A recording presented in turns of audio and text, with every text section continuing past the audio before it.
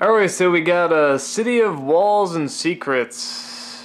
Wasn't this kind of a messed up episode in a lot of respects? They get to the city, actually, some good setup jokes in this one, actually. I like when they're going to the city of, Ba Sing. Did I say that right? Ba Sing. You know the city. Anywho, actually, it's right there. Ba Sing Se. Oh, it's close. That was close. Anyway, so they're going to the city. They're taking sort of this train that I'm not entirely sure how that works. It looks like two earthbenders are pushing it, but how are they doing that? It doesn't matter. Okay, so they're going to the city, and they say, I can't believe we actually made it. And Sokka says, oh, come on, we could get there and it could be destroyed, or maybe it's underwater, or maybe something will come and stop us before we get there. Again, they're very smart to sort of read into their tropes and their kind of continuing, I don't want to say cliches, but tropes. We'll just go with tropes.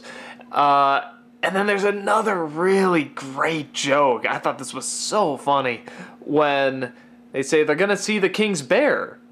They say, what do you mean, like platypus bear? No. Skunk bear? No. Cat bear? No. Just bear. They look at each other and say, this place is weird.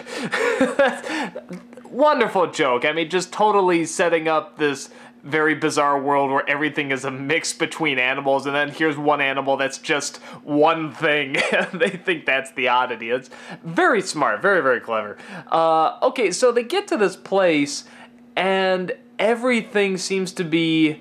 The people that run the place seem to be very smiling, very happy, to a very creepy degree. They're always sort of smiling, they're always sort of cheerful.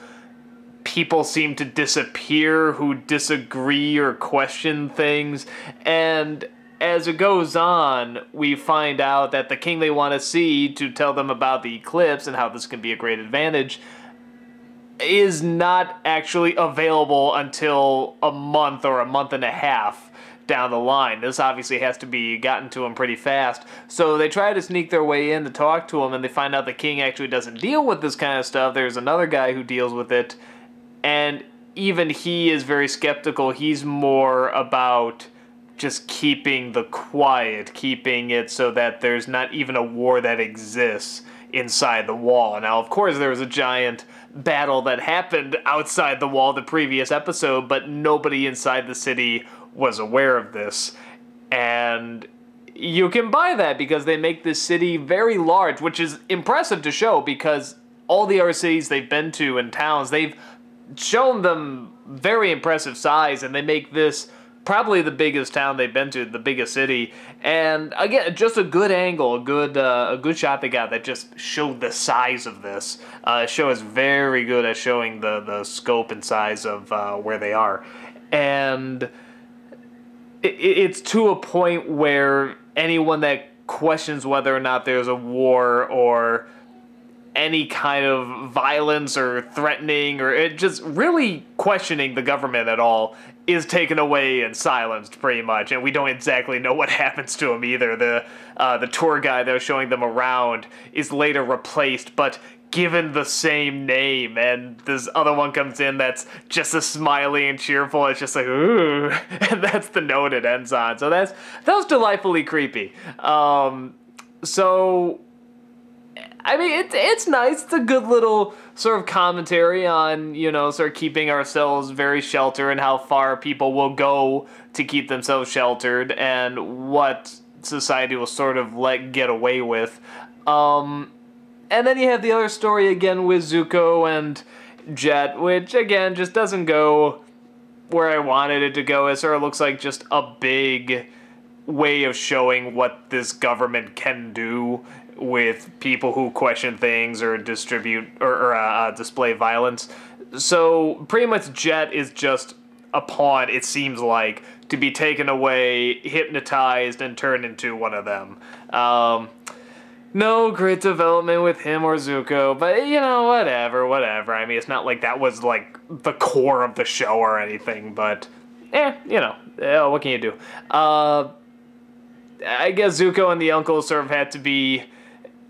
I mean, they're like waiters now, pretty much, and they're tea makers, and Again, which I like. I mean, they could play that up for more laughs in the sense of, oh, look, Zuko has to wear an apron, haha, but they really don't. I mean, they keep the humor where it is with the uncle, who of course loves tea, and he loves the art of making the tea. And I give credit to both the characters that there's 2 times where they could use the firebending, but they don't.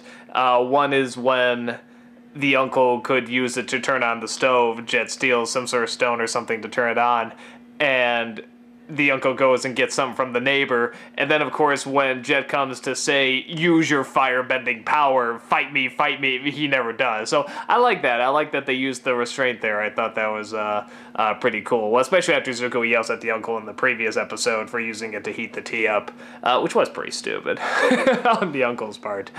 So I'm trying to think what else. I mean, it's good, and I feel like I've kind of seen this kind of stuff before with the controlling big brother element of nothing is wrong, everything is happy. So it's nothing phenomenally new, but it'll be interesting to see what they do with it. And whether or not, and how much power the king actually has, if he's even real. When they brought him out, he almost looked like a statue. That'd be interesting. It's like just a puppet or something. So it's interesting in the aspect of I like to see what they do with it now that we're given this information. So we'll see where that goes. Surprisingly, not much else I can think about to say with this episode. You'd think I'd be able to say a ton with like the commentary and stuff like that, but I feel we've seen this stuff before, and it's good to see it in a show like this, and especially with a city that is so large. You know, the bigger someplace gets, sort of the more out of control it can get, thus the more control those who run things feel it needs to be kept in, and the more they need to lie, and the more they need to manipulate to keep something so large under control. So it's interesting, and I mean, it's a good episode. I mean, there's nothing really bad per se about it. And as always, I'm curious to see what they're gonna do with it. But yeah, I guess I can't think too much else to say about it because we sort of, again, this kind of commentary has been done before. But it's decent. It's still a decent episode. So yeah.